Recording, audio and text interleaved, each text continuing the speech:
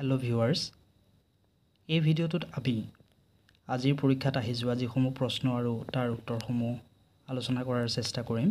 প্ৰথম প্ৰশ্নটো এটা পেটাৰ্ণ আছিলে 27 30 37 50 আৰু তাৰ পিছৰ সংখ্যাটো আমি উলিয়াই দিব লাগে।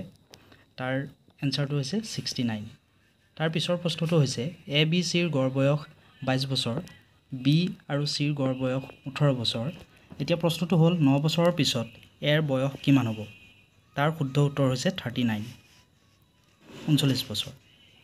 A plus B equal 8, B plus C equal 18 আৰু C plus A equal to 20 হলে A square plus B square মান কিমান? তাৰ শুদ্ধ উত্তৰ হৈছে 34। তাৰ পিছৰ প্ৰশ্নটো হ'ল 100 of 100% plus 200 of 200% কিমান? উত্তৰ হৈছে 500।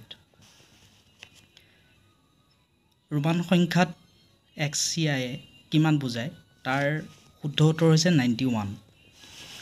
6 নম্বৰ প্ৰশ্নটো হ'ল এটা সংখ্যা 40% বঢ়াই পুনৰ 40% কমোৱা হ'ল মুঠ বঢ়া বা কমাৰ শতাংশ কিমান?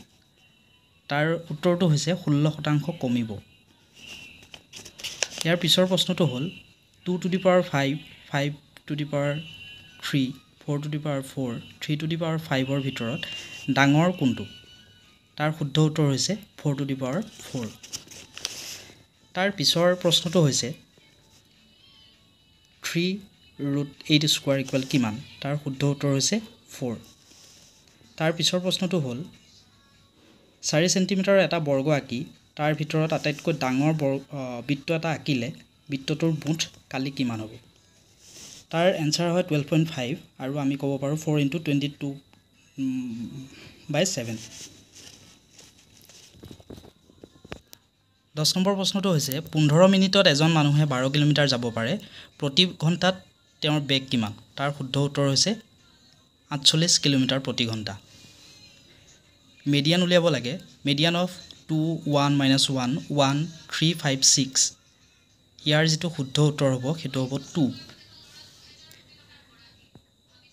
তাৰ পিছৰ যিটো 12 নম্বৰ প্ৰশ্ন x/3 = y/4 = 2/5 হলে x + y + z / z = কিমান?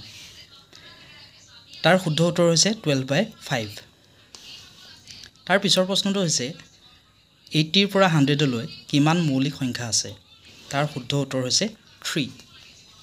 তাৰ পিছৰ প্ৰশ্নটো হ'ল 5টা ক্ৰমিক অযুগ্ম সংখ্যাৰ যোগফল 95 হলে ডাঙৰ সংখ্যাটো কিমান? ডাঙৰ সংখ্যাটো হৈছে 23। 15 নম্বৰ প্ৰশ্নটো এটা সমকোণী ত্ৰিভুজৰ ভূমি আৰু উচ্চতা সমান অতিভুজ 2√2। এতিয়া সেই সমকোণী ত্ৰিভুজটোৰ কালি উলিয়াব লাগে। কালি হৈছে 2।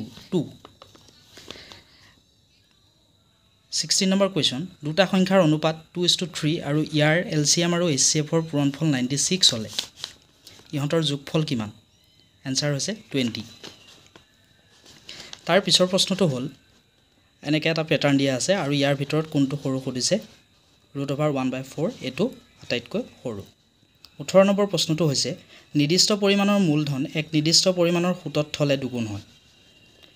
এতিয়া তাৰ আমাৰ সুতৰ যিটো হাৰ সেই সুতৰ হাৰটো কিমান হ'ব লাগে সুধিছে। সুতৰ হাৰটো এইটো। তাৰ পিছৰ যিটো প্ৰশ্ন আছিলে 13 মিটাৰৰ জখলা এডাল দেৱাল এখনত হেলনীয়াকৈ ৰখা হৈছিল, এনেকুৱা ধৰণৰ এটা প্ৰশ্ন আছিল।